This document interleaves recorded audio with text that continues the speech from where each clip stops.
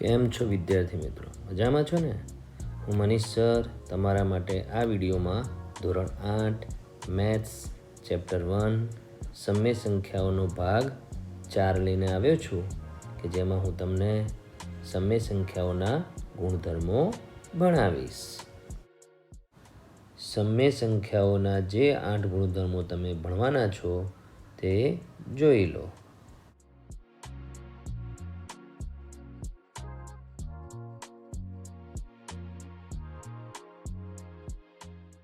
પહેલો ગુણધર્મ છે સંવૃત્તાનો ગુણધર્મ સરવાળા વિશે. એ સમજવા માટે આપણે બે સમય સંખ્યાઓ લઈશું, એ અને બી. હવે એ બંને સમય સંખ્યાઓનો સરવાળો એ વત્તા બી કરીને કરીએ કે ક્રમ બદલીને કરીએ, જવાબ સમય સંખ્યા મળવી જોઈએ. તો આપણે ઉદાહરણથી સમજીશું. તો 2/11 વત્તા 7/11 શું જવાબ આવે? 9/11. તો 9/11 સમય સંખ્યા છે? હા છે. એ જ બે સંખ્યાઓને આપણે ક્રમ બદલીને સરવાળો કરીએ, જવાબ શું આવે છે? 9/11. તો 9/11 પણ સમય સંખ્યા છે. હવે બીજું ઉદાહરણ લઈશું. -3/13 વત્તા -5/13 શું સરવાળો આવે? -8/13 સમય સંખ્યા છે. અને એને ક્રમ બદલીને કરીએ તો પણ સમય સંખ્યા મળે છે. ત્રીજું ઉદાહરણ લઈએ, જેમાં એક ઋણ સંખ્યા લીધી, એક ધન સંખ્યા લીધી, છેદ જુદા લીધા. અને આવી સમય સંખ્યાઓનો સરવાળો કરવા માટે પહેલાં તો છેદ સરખા કરવા પડે. ભાગ 3માં તમને શીખવાડવામાં આવી જ ચૂક્યું છે. અને આ બે સમય સંખ્યાઓનો આપણે સરવાળો કરીશું તો શું જવાબ આવશે? 17/40. 17/40 પણ સમય સંખ્યા છે. આ બંને સંખ્યાઓને ક્રમ બદલીને બી સરવાળો કરીએ તો શું જવાબ આવશે? 17/40. એ પણ સમય સંખ્યા છે. તો શું આના ઉપરથી કહી શકાય છે કે કોઈ પણ બે સમય સંખ્યાઓ લઈએ અને એનો સરવાળો કરીએ તો સમય સંખ્યા જ મળે છે. તેથી કહી શકાય કે સમય સંખ્યાઓ સરવાળા વિશે સમૃદ્ધ છે. સમય સંખ્યાઓ આ 4 ક્રિયાઓ વિશે સમૃદ્ધ છે કે નહીં તે જોઈશું. જેમાં આપણે સમય સંખ્યાઓ સરવાળા વિશે સમૃદ્ધ છે તો હા છે, એ આપણે જોયું. બાદબાકી વિશે પણ સમૃદ્ધ છે. તમે કોઈ પણ બે સમય સંખ્યા લો, એની બાદબાકી કરો, જવાબ સમય સંખ્યા જ મળશે. એવી રીતે બે સમય સંખ્યાઓનો ગુણાકાર સમય સંખ્યા જ મળે છે. ગમે તે બે સમય સંખ્યાઓ લો, 3 લો, ગુણાકાર સમય સંખ્યા જ મળશે. પરંતુ ભાગાકાર વિશે સમય સંખ્યાઓ સમૃદ્ધ નથી. તમે બે સમય સંખ્યા લેશો, ભાગાકાર કરશો તો અમુક ઉદાહરણમાં બે સમય સંખ્યાનો ભાગાકાર સમય સંખ્યા મળશે. પરંતુ જ્યારે તમે શૂન્ય વડે ભાગવા જશો, એટલે કે ધારો કે ઉદાહરણમાં 5/7 ભાગ્યા 0 કરો, કેલ્ક્યુલેટરમાં 5/7 ભાગ્યા 0 કરો, એરર આવશે. એટલે સમય સંખ્યા જવાબ મળતો નથી. એટલે સમય સંખ્યાઓ ભાગાકાર વિશે સમૃદ્ધ નથી. જે રીતે સમય સંખ્યાઓ સમૃદ્ધતાના ગુણધર્મ માટે 4 ક્રિયાઓ વિશે જોયું, તે જ રીતે પૂર્ણાંક સંખ્યાઓ, પૂર્ણ સંખ્યાઓ અને પ્રાકૃતિક સંખ્યાઓ માટે પણ તમે ચેક કરી શકો કે આ સંખ્યાઓ સમૃદ્ધતાનો ગુણધર્મ ધરાવે છે કે નહીં. સમૃદ્ધતાનો ગુણધર્મ નીચેની ક્રિયા માટે સમૃદ્ધ છે, હા કે ના? હવે તમે જુઓ વિદ્યાર્થી મિત્રો કે 4 ક્રિયાઓ છે: સરવાળો, બાદબાકી, ગુણાકાર, ભાગાકાર. અને 4 પ્રકારની સંખ્યાઓ છે: સમય સંખ્યાઓ, પૂર્ણાંક સંખ્યાઓ, પૂર્ણ સંખ્યાઓ અને પ્રાકૃતિક સંખ્યાઓ.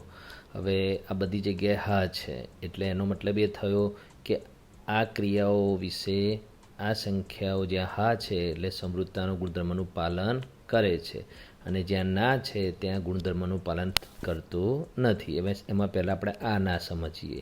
પૂર્ણ સંખ્યાઓ બાદબાકીની ક્રિયા વિશે સમૃદ્ધ નથી. એટલે બધી જ પૂર્ણ સંખ્યાઓની બાદબાકી પૂર્ણ સંખ્યા નથી મળતી. હવે 5 - 3 કરીશું તો 2, તો એ બે પૂર્ણ સંખ્યાઓની બાદબાકી પૂર્ણ સંખ્યા મળે છે. પણ 3 - 5 કરીશું તો -2, તો પૂર્ણ સંખ્યાઓમાં -2 આવે નહીં. એટલે બે પૂર્ણ સંખ્યાઓની બાદબાકી પૂર્ણ સંખ્યા મળતી નથી. દરેક પૂર્ણ સંખ્યાઓની બાદબાકી પૂર્ણ સંખ્યા મળવી જોઈએ, તો જ પૂર્ણ સંખ્યાઓ બાદબાકી વિશે સમૃદ્ધ કહેવાય. પણ એવું થતું નથી. એ રીતે પ્રાકૃતિક સંખ્યાઓ બાદબાકી વિશે કેમ સમૃદ્ધ નથી? તમે કોઈ પણ બે પ્રાકૃતિક સંખ્યા લો. હવે સમજો કે 7 અને 4 લઈએ તો 7 - 4 3, હા, તો 7 બી પ્રાકૃતિક સંખ્યા, 4 બી પ્રાકૃતિક સંખ્યા, બંનેની બાદબાકી 3 પણ પ્રાકૃતિક સંખ્યા. પણ આપણે તો ક્રમ બદલીને પણ ચેક કરવું પડે. 4 - 7 કરો તો 4 - 7 -3 મળે છે. તો -3 પ્રાકૃતિક સંખ્યા નથી, એટલે પ્રાકૃતિક સંખ્યાઓ બાદબાકી વિશે સમૃદ્ધ નથી. એ રીતે અહીંયા પણ તમે જાતે ચેક કરી શકો. બરાબર. સમય સંખ્યાઓ માટે બીજો ગુણધર્મ જોઈશું, ક્રમનો ગુણધર્મ સરવાળા વિશે.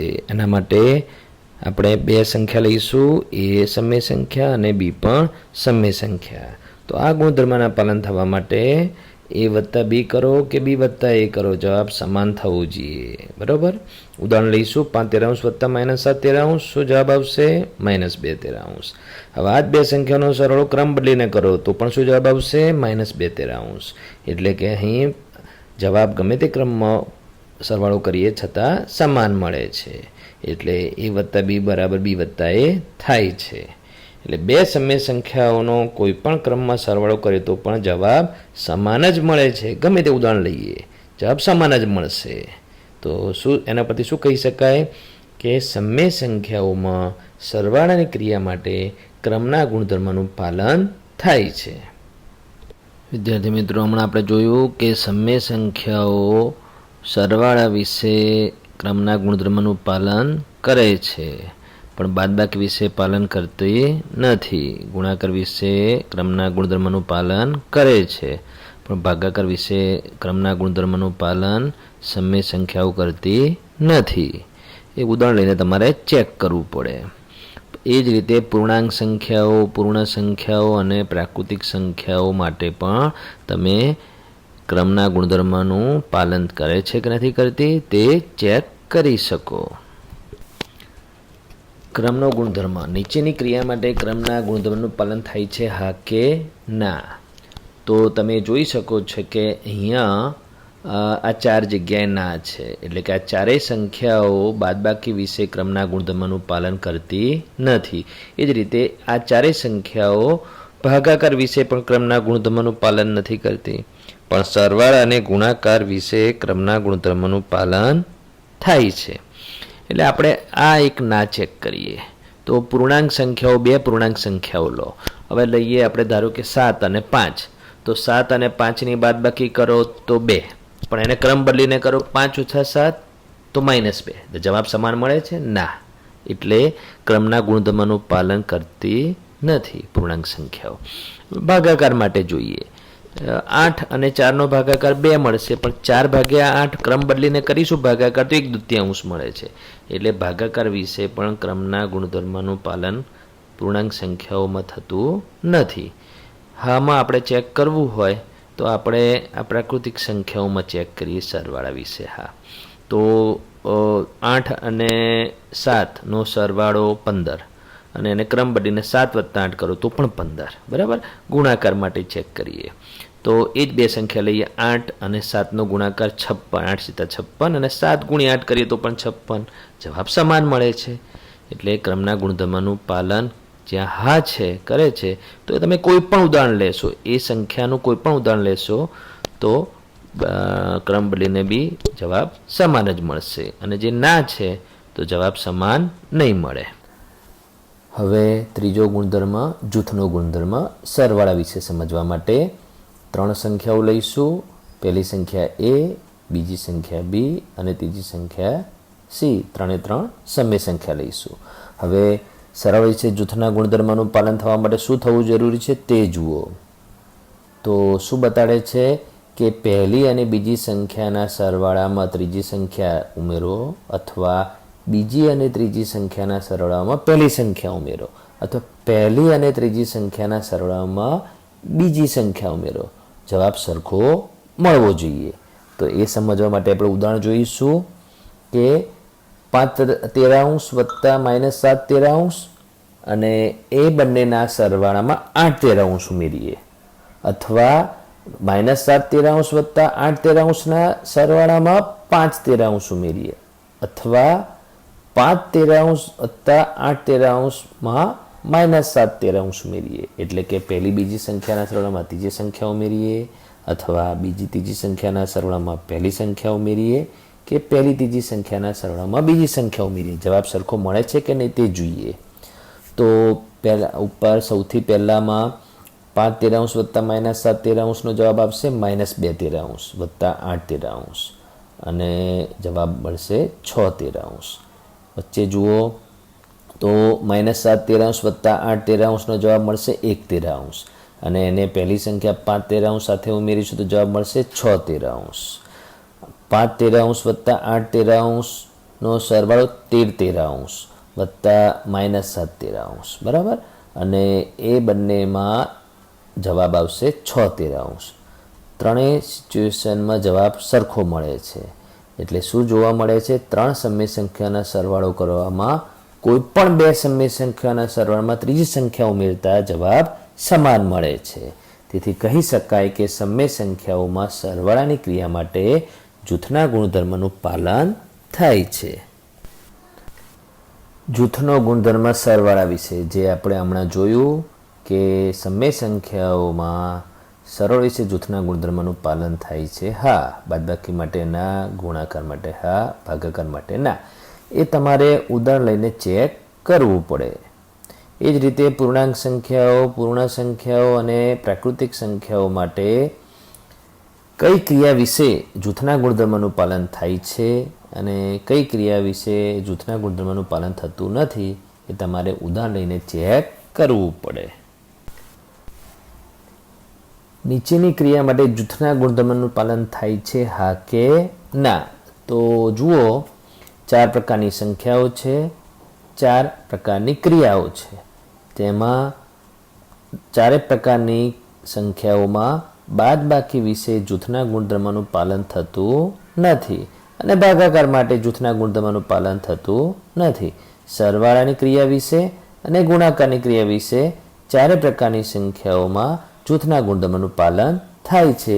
તે તમારે ઉદાહરણ લઈને ચેક કરી શકો તમે. વિદ્યાર્થી મિત્રો, ક્રમ અને જૂથના ગુણધર્મનો ફાયદો શું, એનો ઉપયોગ ક્યાં કરવામાં આવે છે તે સમજવા માટે આપણે એક ઉદાહરણ લીધેલું છે, જેને આપણે પહેલાં તો ગુણધર્મનો ઉપયોગ કર્યા વગર ગણીશું, જેથી તમને ખબર પડે કે ગુણધર્મનો ફાયદો શું. તો ગુણધર્મનો ઉપયોગ કર્યા વગર આપણે ગણવા માટે પહેલાં જોઈશું કે આ સમય સંખ્યાઓ અપૂર્ણાંક છે, છેદ જુદા જુદા છે, એટલે છેદનો લસા શોધવો પડશે. તો આ ચારેય સંખ્યાનો લસા 462 થશે. હવે છેદમાં 462 કરવા માટે આપણે જ્યાં છેદમાં 7 છે ત્યાં 11, 21 અને 22 વડે ગુણીશું. તો અંશમાં પણ એટલા વડે ગુણવું પડશે. એ પ્રમાણે ચારે સંખ્યાઓમાં છેદ સરખા કરવા માટે ક્રિયા કરીશું, જેથી ચારેય સંખ્યાઓના છેદમાં 462 થશે અને અંશમાં જે જુદી જુદી પ્રકારની સંખ્યા જે થશે તે ગુણાકારથી મેળવેલી હશે. હવે અહીંયા ઋણ છે એટલે અહીંયા ઋણ આવ્યું, અહીંયા પણ ઋણ છે એટલે અહીંયા ઋણ આવ્યું. બાકીની બે સંખ્યા ધન છે. છેદ સરખા થઈ ગયા એટલે છેદમાં 462 અને અંશમાં 198 પ્લસ માઇનસ -252 પ્લસ માઇનસ -176 અને પ્લસ 105.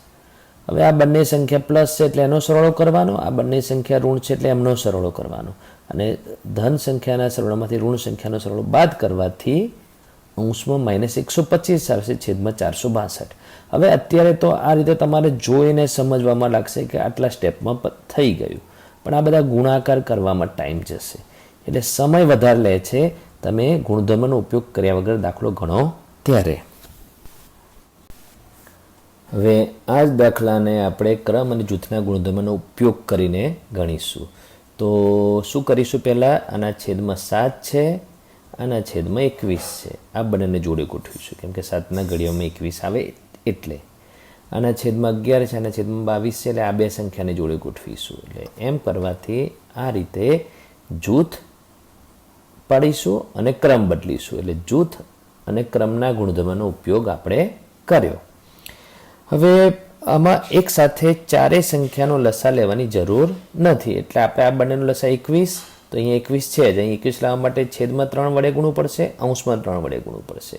આ બંનેનો લસા 22, છેદમાં 2 વડે ગુણવું પડશે, અંશમાં 2 વડે ગુણવું પડશે. એમ કરવાથી નવા સ્ટેપમાં આ પ્રમાણે સંખ્યા આવશે.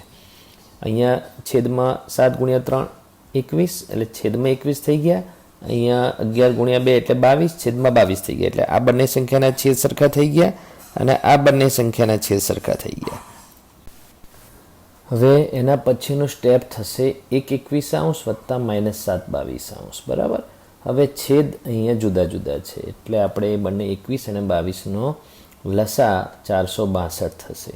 તો 462 કરવા માટે 21 છે ત્યાં 22 વડે ગુણવું પડશે, તો અંશમાં 22 વડે ગુણવું પડશે, અને 22 છે ત્યાં 21 વડે ગુણવું પડશે, તો અંશમાં 21 વડે ગુણવું પડશે. એટલે આ સ્ટેપ થયું બરાબર. એટલે છેદમાં 462 સરખા થઈ ગયા, અને અહીંયા 22 એકા 22 અને 21 ગુણ્યા 7 એટલે 147 અને માઇનસ છે એટલે માઇનસ. છેદમાં 462 સરખા થઈ ગયા છે એટલે છેદમાં 462 અને અંશમાં 22 માઇનસ 147 બરાબર. એના પછીનું જે સ્ટેપ થશે એ છેદમાં તો 462 જ રહેશે, અસમાન ચિહ્ન એટલે બાદબાકી અને મોટા અંકનું ચિહ્ન એટલે -125. હવે તમે જુઓ છો કે અહીંયા ગુણધર્મનો ઉપયોગ કર્યો, સ્ટેપ વધારે થયા, પણ અહીંયા નાની નાની સંખ્યાઓનો ગુણાકાર કરવાનો આવ્યો, જેથી ઓછા સમયમાં અને અથવા સરળતાથી આપણે દાખલો ગણી શકીએ છીએ. હવે બીજું ઉદાહરણ જોઈએ જે ગુણાકારનું છે, સમય સંખ્યાનો ગુણાકાર. અને આ ઉદાહરણમાં આપણે પહેલાં ગુણધર્મનો ઉપયોગ કર્યા વગર આપણે આ દાખલો ગણવીએ, છતાં એને સરળ કરવા ટ્રાય કરીશું, જેમાં આપણે પહેલી બે સંખ્યાઓ અને છેલ્લી બે સંખ્યાઓ બરાબર, ગુણધર્મનો આપણે ઉપયોગ નથી કરવાનો, પણ પહેલી બે સંખ્યાઓમાં તમે જુઓ કંઈ છેદ ઉડે છે, નથી ઉડતો બરાબર. અને આમાં છેદ ઉડાડવા માટે આપણે આના અવિભાજ્ય અવયવ પાડીએ, 5 ગુણ્યા 3, અહીંયા 2 ગુણ્યા 7. તો હવે એના પછીનું સ્ટેપ જુઓ, તો અહીંયા -4 ગુણ્યા 3 એટલે -12, 5 તો 35 ગુણાકાર કર્યો બરાબર. હવે અહીંયા ગુણાકાર કરી નાખીએ તો મોટી સંખ્યા થઈ જશે, એટલે એમાં સામાન્ય અવયવ મળે તો ઉડાડવાનું, જે તમને ભાગ 3માં સમય સંખ્યાઓના ગુણાકારમાં શીખવાડ્યું હતું. તો આ બંને સંખ્યાના સામાન્ય અવયવમાં 3 3 ઉડી જશે અને અહીંયા 2 2 ઉડી જશે. એટલે એના પછીનું સ્ટેપ થશે -12 35 એમના એમ, અને અહીંયા છેદ ઉડાડ્યા પછી કઈ બે સંખ્યા વધી, તો આ બે સંખ્યા વધી એટલે 5 તો 35, અને આ એક માઇનસ રહ્યા છે એટલે માઇનસ, અને 8 તરી 24 બરાબર. તો હવે તમે જે બે સંખ્યાઓ વધી છે એમાં પણ સામાન્ય અવયવમાં જો 12 વડે 24 ભાગે એટલે 12 દુ 24 અને 35 35 ઉડી ગયા બરાબર. એટલે જો 12 દુ 24 છેદમાં 2 આવશે, 35 35 ઉડી ગયા, એટલે આના પછીનું સ્ટેપ 1/2 આવશે. હવે અહીંયા ઋણ છે તો અહીંયા ધન કેમ આવ્યું, ઋણ અને ઋણ બે વખત છે, માઇનસ માઇનસ પ્લસ, એટલે 1/2 આ રીતે જવાબ આવ્યો. હવે આ જ ઉદાહરણને ગુણધર્મનો ઉપયોગ કરીને ગણવું હોય તો તમે જો આ છેદમાં 5 છે તો છેદ સરખા કરવાના નથી જોવાનામાં, છેદમાં 5 છે તો 5 વડે ઉડાડી શકાય એવી અંશમાં સંખ્યા ક્યાં છે, તો 15, એટલે આ બંને સંખ્યાને જોડે ગોઠવીશું. અહીંયા છેદમાં 7 છે તો 7 વડે ઉડાડી શકાય એવી સંખ્યા અહીંયા 14 છે, એટલે આ બંને સંખ્યાને જોડે ગોઠવીશું. એટલે ક્રમ બદલીશું અને જૂથમાં ગોઠવીશું, એટલે તમે આ સ્ટેપમાં તમે જોઈ શકો છો કે 5 વડે ભાગી શકાય એવી સંખ્યા અને 7 વડે ભાગી શકાય એવી સંખ્યાને આપણે સાથે સાથે ગોઠવી બરાબર. એટલે ક્રમ અને જૂથના ગુણધર્મનો ઉપયોગ કર્યો. હવે આ જે જૂથ છે પહેલું જૂથ, એમાં 5 વડે અહીંયા ભાગીશું એટલે અહીંયા 3 આવશે, અને આ 4 વડે 16ને ભાગીશું એટલે છેદમાં 4 આવશે. 7 વડે અહીંયા ભાગીશું એટલે 2 આવશે, અને 3 વડે અહીંયા ભાગીશું એટલે 3 આવશે. એટલે એના પછીના સ્ટેપમાં સાદુરૂપ થશે -3/4 અને વચ્ચે ગુણ્યા, અને આનું સાદુરૂપ -2/3. તો હવે પાછું વચ્ચે ગુણ્યા છે જ, તો છેદ ઉડે છે, હવે તો આ 3 3 ઉડી જશે, અને 2 વડે 4ને ભાગ્યું એટલે છેદમાં 2 આવશે, છેદમાં 2 વધશે, અને અહીંયા માઇનસ માઇનસ પ્લસ, અને અંશમાં કંઈ નહીં વધે એટલે 1, એટલે 1/2 જવાબ આવશે. જેમાં અહીંયા ગુણધર્મનો ઉપયોગ કર્યો એટલે દાખલો પહેલાં કરતાં સરળ થઈ જાય છે. સરવાળા માટેનો તટસ્થ ઘટક એટલે કે એકમ ઘટક શૂન્યનું અસ્તિત્વ સમજવા માટે આપણે 3 સંખ્યાઓ લઈશું, એટલે 3 પ્રકારની સંખ્યા લઈશું, સમય સંખ્યા, પૂર્ણાંક સંખ્યા અને પૂર્ણ સંખ્યા. એટલે થશે શું, શૂન્ય ઉમેરવાથી તેની તે જ સંખ્યા રહેશે. ઉદાહરણથી સમજીએ, 5/13 શૂન્ય ઉમેરીશું, 5/13 જ રહેશે. -8 શૂન્ય ઉમેરવાથી -8 રહેશે, અને 12 શૂન્ય ઉમેરવાથી 12 જ રહેશે. એટલે સમય સંખ્યા, પૂર્ણાંક સંખ્યા અને પૂર્ણ સંખ્યામાં કોઈ જ ફરક પડશે નહીં, તેની તે જ સંખ્યા મળે છે શૂન્ય ઉમેરતા. એટલે કહી શકાય કે શૂન્ય એ સરવાળા માટેનો તટસ્થ ઘટક એટલે કે એકમ ઘટક છે. 5મો ગુણધર્મ ગુણાકાર માટેનો તટસ્થ ઘટક એટલે કે એકમ ઘટક એકનું અસ્તિત્વ સમજવા માટે આપણે લઈશું. એ બરાબર સમય સંખ્યા, બી પૂર્ણાંક સંખ્યા, સી પૂર્ણ સંખ્યા કે પ્રાકૃતિક સંખ્યા લઈશું. શું થશે? એક વડે ગુણવાથી તેની તે જ સંખ્યા મળશે. બરાબર, ઉદાહરણથી સમજીએ. 5/13 ગુણ્યા 1 5/13 એટલે કે સમય સંખ્યાને એક વડે ગુણવાથી તેની તે સંખ્યા મળે છે. -8 ગુણ્યા 1 બરાબર -8, એક વડે ગુણવાથી તેની તે જ પૂર્ણાંક સંખ્યા મળે છે. 12 એકા 12 બરાબર. 12ને આપણે પૂર્ણ સંખ્યા કે પ્રાકૃતિક સંખ્યા બેમાંથી કોઈ બી કહી શકીએ. બરાબર, તો શું કહી શકાય છે? સમય સંખ્યા, પૂર્ણાંક સંખ્યા, પૂર્ણ સંખ્યા કે પ્રાકૃતિક સંખ્યાને એક વડે ગુણાકાર કરવાથી તેની તે જ સંખ્યા મળે છે. તેથી કહી શકાય કે 1 એ ગુણાકાર માટેનો તટસ્થ ઘટક છે. છઠ્ઠો ગુણધર્મ, પરસ્પર વિરોધી સંખ્યાનું અસ્તિત્વ. જો a વત્તા b બરાબર 0 તો a અને b પરસ્પર વિરોધી સંખ્યા કહેવાય. વ્યાખ્યા શું છે? જે બે સંખ્યાઓનો સરવાળો શૂન્ય મળે તે બે સંખ્યાઓને પરસ્પર વિરોધી સંખ્યા કહેવાય. ઉદાહરણથી સમજીએ. -8 + 8 બરાબર 0 થાય. એટલે -8ની વિરોધી -8, -8ની વિરોધી -8. 5/13 ની વિરોધી -5/13, -5/13 ની વિરોધી -5/13. એ રીતે 1.2 ની વિરોધી -1.2, -1.2 ની વિરોધી -1.2. એ વિરોધી સંખ્યામાં એટલું યાદ રાખવાનું, ધન સંખ્યાની વિરોધી ઋણ સંખ્યા, ઋણ સંખ્યાની વિરોધી ધન સંખ્યા. અને એક સંખ્યા એવી છે કે જેની વિરોધી તેની તે સંખ્યા છે એ શૂન્ય છે. બરાબર, ફક્ત સમય સંખ્યા અને પૂર્ણાંક સંખ્યા માટે જ બે સંખ્યાઓનો સરવાળો શૂન્ય મળી શકે છે. તેથી કહી શકાય કે પૂર્ણાંક અને સમય સંખ્યાઓ માટે પરસ્પર વિરોધી સંખ્યાનું અસ્તિત્વ છે. સાતમો ગુણધર્મ, પરસ્પર વ્યસ્ત સંખ્યાનું અસ્તિત્વ. જો બે સંખ્યાનો ગુણાકાર 1 મળે તો તે બે સંખ્યા પરસ્પર વ્યસ્ત સંખ્યા કહેવાય. એની વ્યાખ્યા છે. એને ઉદાહરણથી સમજીએ. -8 ગુણ્યા -1 બરાબર 1 એટલે -8 અને -1 એકબીજાની વ્યસ્ત સંખ્યા કહેવાય. એ રીતે 5/13 ગુણ્યા 13 બરાબર 1 તો બંને એકબીજાની વ્યસ્ત કહેવાય. 0, હવે તમે જાતે જ વિચારો, 0 ગુણ્યા કઈ સંખ્યા બરાબર 1 થાય એ હમણાં તમને જણાવવામાં આવશે. તમે તમારી રીતે વિચારી રાખો. ત્યાં સુધી આપણે જોઈએ, ફક્ત સમય સંખ્યા માટે જ બે સંખ્યાઓનો ગુણાકાર 1 મળી શકે છે. સમય સંખ્યા સિવાય બીજી સંખ્યાઓ એટલે કે પ્રાકૃતિક સંખ્યા, પૂર્ણ સંખ્યા અને પૂર્ણાંક સંખ્યામાં પરસ્પર વ્યસ્ત સંખ્યાનું અસ્તિત્વ નથી. ફક્ત સમય સંખ્યામાં જ પરસ્પર વ્યસ્ત સંખ્યાનું અસ્તિત્વ છે. તેથી કહી શકાય કે સમય સંખ્યાઓ માટે પરસ્પર વ્યસ્ત સંખ્યાનું અસ્તિત્વ છે. હવે તમે શોધી, 0 સાથે કઈ સંખ્યાનો ગુણાકાર 1 મળે? 0 સાથે કોઈ સંખ્યાનો ગુણાકાર 1 ના મળે.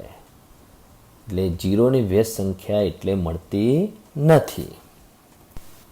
હવે નીચે આપેલી સંખ્યાની વિરોધી સંખ્યા અને વ્યસ્ત સંખ્યા જણાવો.